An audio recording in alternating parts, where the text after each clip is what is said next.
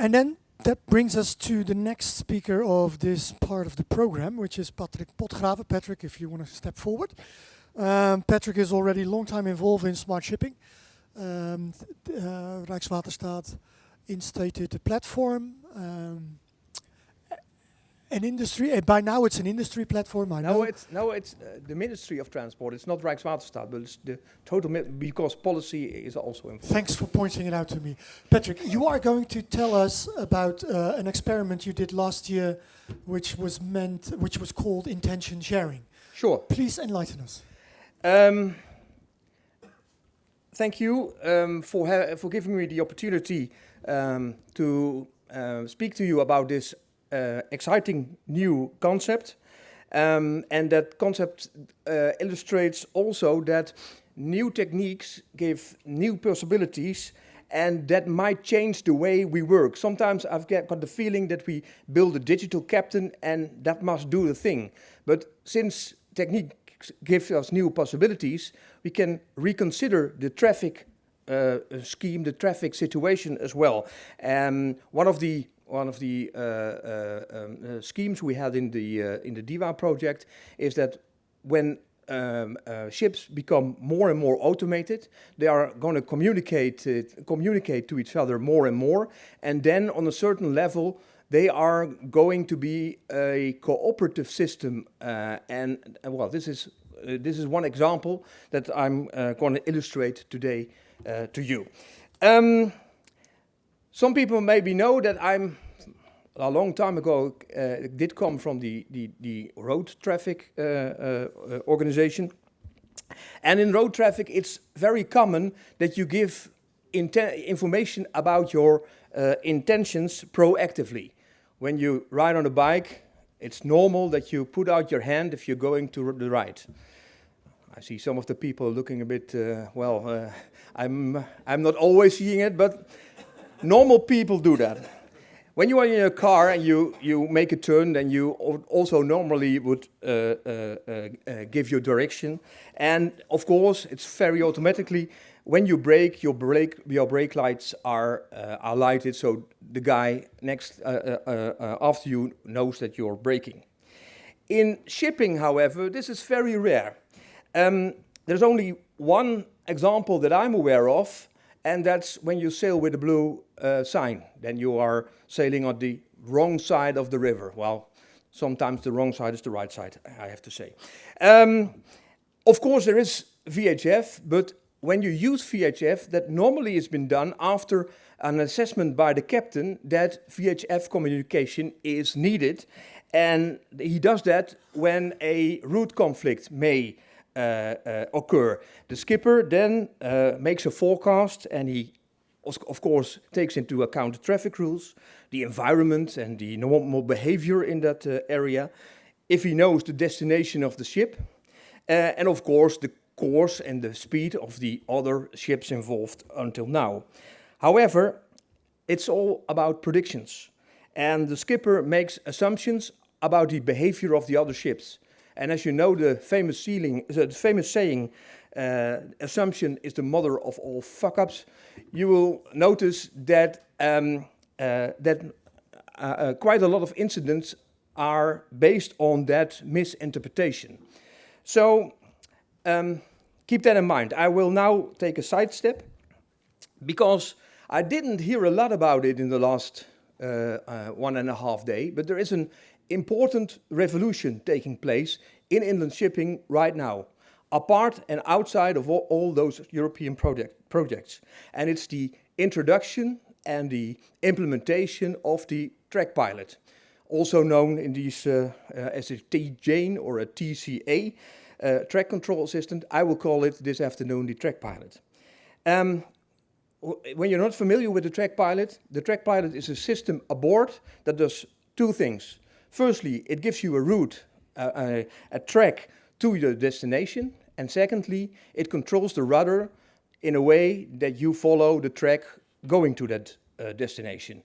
It is a first step in automated sailing, and because it's a platform for new functionality, for example, collision warning, collision avoidance, and even overtaking, it's also a platform there where you can build extra functionality on.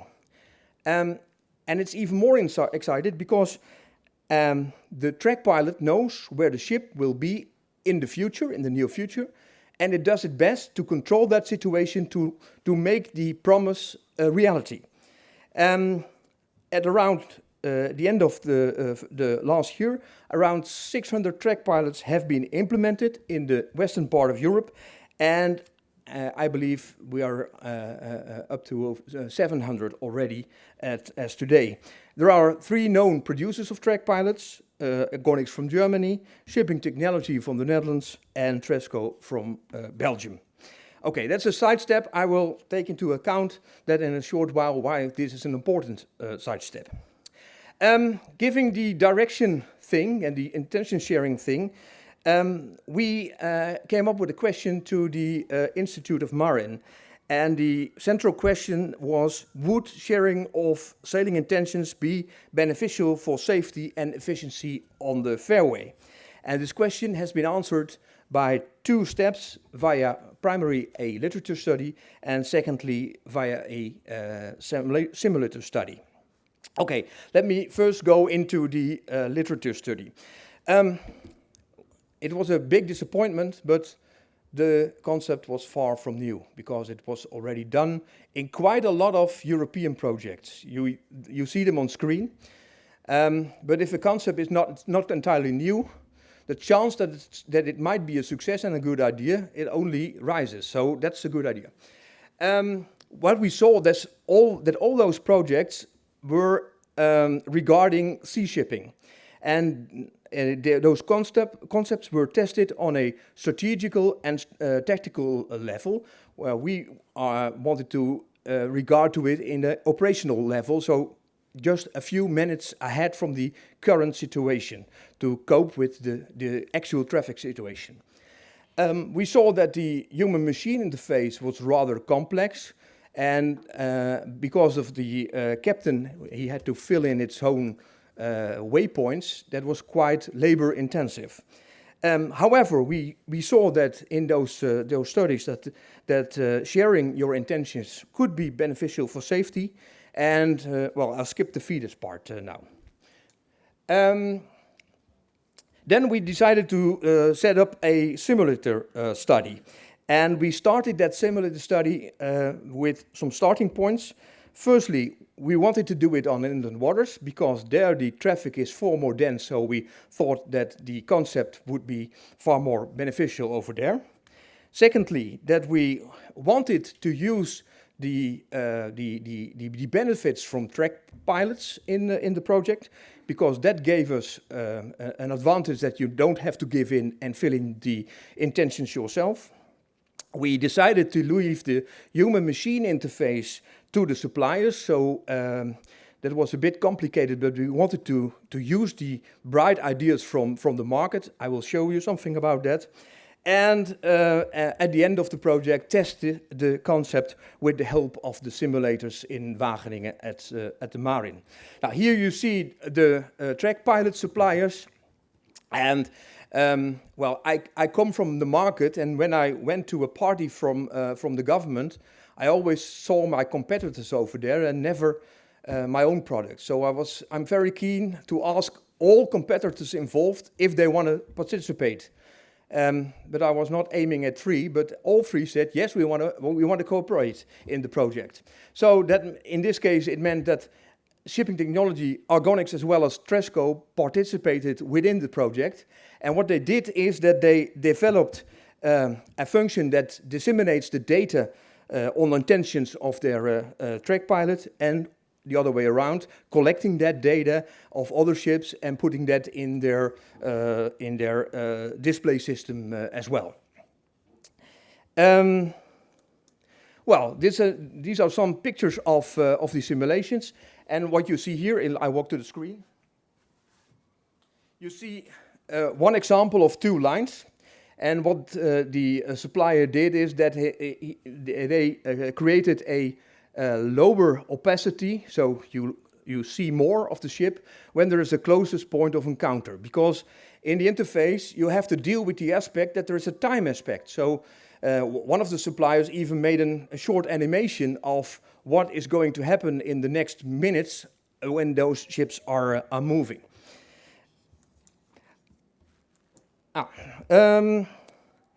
Some key points from the simulations. They took place during 2 days on 3 simulators in one common world. There were 8 scenarios, but all those 8 scenarios were in 2 varieties, versions, with intention sharing and without intention sharing.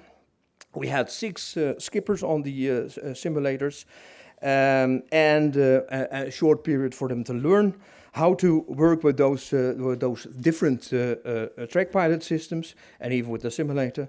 And it was asked to them to sail on the track pilot as much as possible, because when you change the speed, the scenario wouldn't come out, because the scenario was encountering at a certain location. If you change the speed of your vessel right in the beginning, the traffic situation will be completely different. Some observations from the survey results.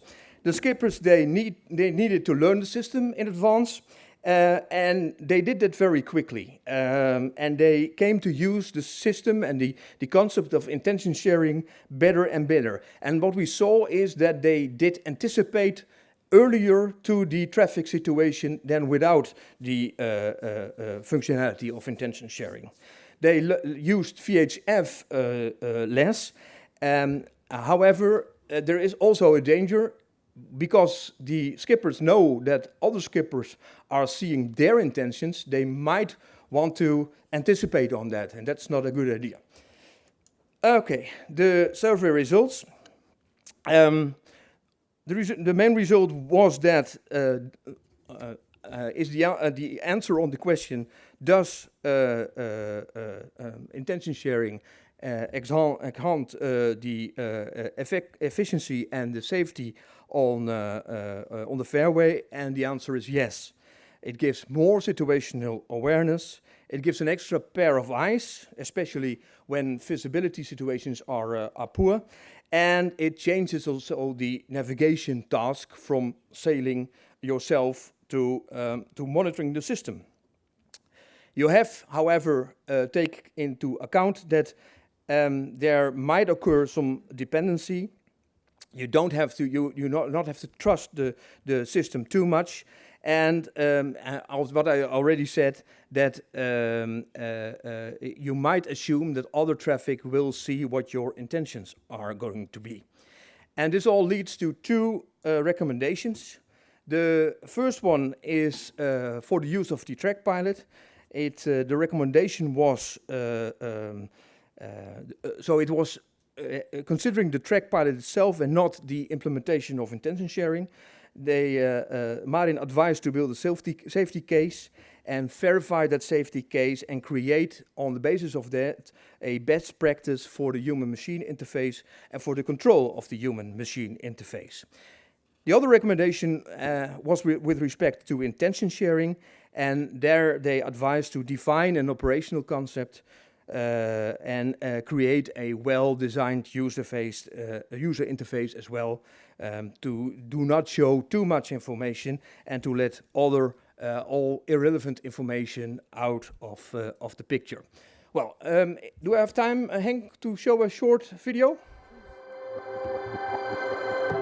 We see a steady increase in marine traffic on our waters, but how do we keep improving our navigational efficiency and safety?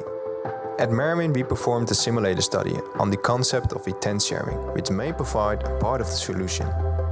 The concept of intention sharing is that vessels share their intended movements with the traffic in the surrounding. With highly automated vessels, and we do think that gives an important contribution to the safety on inland waterways. And at Merwin we managed to set up a complex experiment which involves 3 track pilots installed on 3 of our simulators. With this setup we are gonna sail with 3 skippers at the same time in one world. This is a special setup because we can investigate the human factor in this experiment. We want to know how the people, or in this case the skippers, inland skippers, are gonna react on the intent sharing that is shown on their interfaces. And what we suspect is when the intent sharing is shown, that people can anticipate further in time on each other, compared with not having intentions. We use eye tracking to spot where skippers are looking at their screen, to research the human-machine interface. For example, is the right information displayed in an easy-to-understand manner? My task within this project was executing the job of a skipper. I think the added value for the system might be in the real world, that it adds some value to the safety on inland shipping. At Merwin, we study new operational concepts and systems with real-time simulations, with a focus on the human factor. We conduct innovative studies to support our mission in contributing to a safer and smarter use of our waters.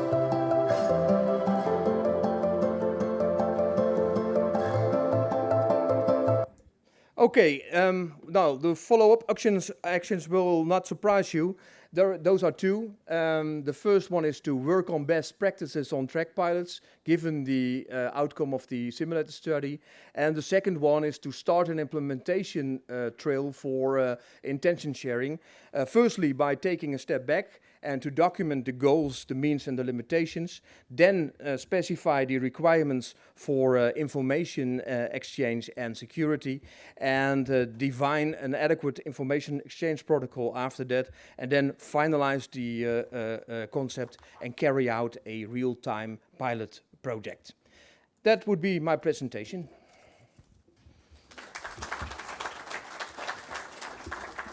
I love you hearing saying that this is a real revolution. I know there are some people who watch this with some anxiety. Does it need regulation? At the moment, I guess not. All right, that's a pretty clear answer. Why not? Why? Well, question from the audience is why not? Because there's no, as far as I know, there is no legislation that forbids it. And our regulation is on the basis that it forbids things. With regard to the last speaker, to Yannis, he wants to sail remotely controlled. In a lot of cases, that's possible. What's not possible, and what he also wants, is to put people from board. That's not allowed because the law says that you have to have a minimum safe manning. And so I think this is an excellent example of how you research, how you objectify this, you rationalize and see what, what sort of improvements, and you want to document stuff, best practices. Because you have to keep the system. Okay, it's important that a track pilot of Agonics is able to see data from Tresco, for example, because otherwise you will only see a small part of the traffic around you. And therefore, it's important that you share information. So it's actually industry partners who should partner up and amongst each other decide or define how they exchange and visualize. What we saw is that the industry became that enthusiastic that they say, we are going to do this. But again, from the perspective of the government, it's a good idea that you, as a Tresco vessel, you not only see the Tresco vessels, but the shipping technology vessels and the Agonics vessels as well. And if there is a fourth or fifth supplier, it has to have open access to that community as well, because otherwise it would be not so fair. And you facilitated this, Rijkswaterstaat did, with you in the project lead, which is an excellent example. I see a hands up. Jan Gillissen. Oh, you have the mic already. Is there also an intention to share this information with the government for instance, VTS centers? Yeah. You can use it instead of talking with the skippers? I understand that it was on the slide, but it was very cryptical, so I thank you for the question. What we saw is that, for example, the port of Rotterdam, it requires when you enter a VTS sector that you say where you want to sail to, because they want to see if there is a conflict. Well, if the system is able to disseminate the route information, there is no need any longer, we think, to communicate that and to oblige the ship to communicate that its intentions via VHF. That would reduce not only the amount of VHF traffic, but also the pressure on the VTS people, because they are now a little bit overworked. We also have a question from an online viewer. Thierry. Yes, it's a question by Saharana. So perhaps he can switch, he or she can switch on his mic and the camera to ask the question to Patrick. Is that possible? Yeah, I see. Okay, Mr. Rana. I can do that. Well, I was just assuming. Thanks. Of course, I'm also working in a project which you presented yesterday, Autobarge, and I'm looking on the human factor aspects on collaboration and human-machine interaction. Anyway, so it was coming like, what is the basic difference between autopilot and this track pilot? What's new in this track pilot system? Are they following the COL-REG or the ROR? Now, what you see normally is with an autopilot system for sea shipping, you sail on waypoints. Since a river is too complicated to put a few waypoints, between some of the waypoints you would catch a lot of sand, you will need an advanced system like a track pilot, also TCA, TJ, it has even more names than varieties, that gives you the possibility to follow a normal line that ships have been sailing from its origin to its destination. And the concept of intention sharing is only, it's very little, but it's little but very advanced as well. It only says, I give you the information what I'm going to do in the next few minutes. That's it. It's nothing more. Excellent. But when you think about it, yes, I'm becoming too enthusiastic, I know, Henk. But when you think about it, then this will fit into the puzzle, into an ecosystem where ships will interrogate each other and say, what are you up to? Oh, when you're up to that same direction I want to go, if you will shift a little bit starboard, then I'm going port side, and then we will not be interfering to each other. It opens Pandora's box, some might think. Thank you, Patrick, very much again for your enthusiastic contribution. And then I give the floor back to Nick, because you had an entire day yesterday talking about autonomous sailing. Still? Well, very briefly. There is a white paper as well on this subject. If you want to inform some colleagues about this euphoric project, then it can be done via the white paper. And Martijn is going to disseminate that white paper instead of the PDF, because you miss a lot of me in the presentation. Okay, good. Without me. Thank you, Patrick.